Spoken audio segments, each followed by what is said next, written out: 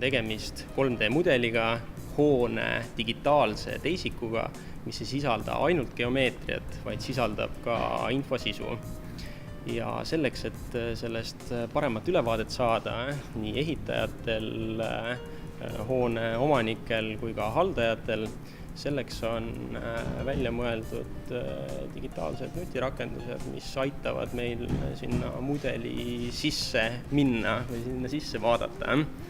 Ja see info, mis on mudelis, ei ole ainult selle hoone geomeetria, vaid seal sees on ka palju halduseks ja hilisemaks ekspluatatsiooniks vajalikku infot, nagu näiteks torude margid, mis selles torus voolab, millist tüüpi klapp on paigaldatud ja milline aken näituseks on, mis on selle akna soojapidavus ja nii edasi. Tarkvaraarendajad on mõelnud välja ka lahenduse, kuidas reaalsus ja mudel omavahel kokku panna. Abistan seadet natukene selle infoga, et kus kohas me tegelikult oleme.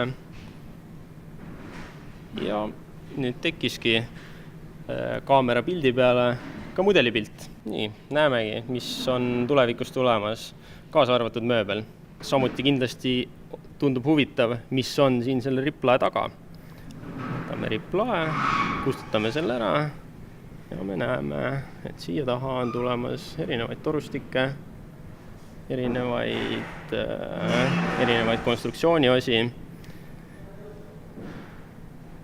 Ja mis on sellest kõigest kasu ja mis on selle asja võlu, on see, et kõikidel detailidel on küljes ka infosisu.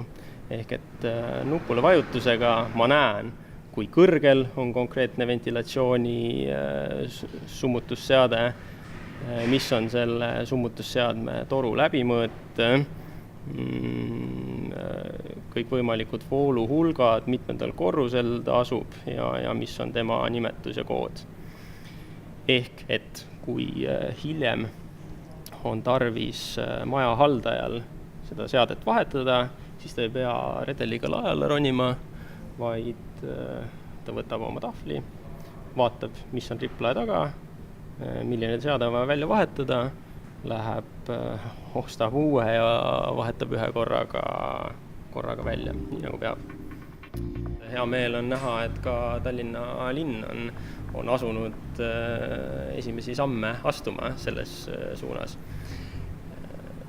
Ja minu arvamus on see, et me Eesti väikse riigina, kus on digitaalinfrastruktuur väga tugev, peamegi kiirelt moodsaid lahendusi ka ehituses kasutama hakkama, sellepärast et meil on olemas oskused, meil on olemas võimalused ja me suudame siinkohal kindlasti ka maailmas esirinda trügida.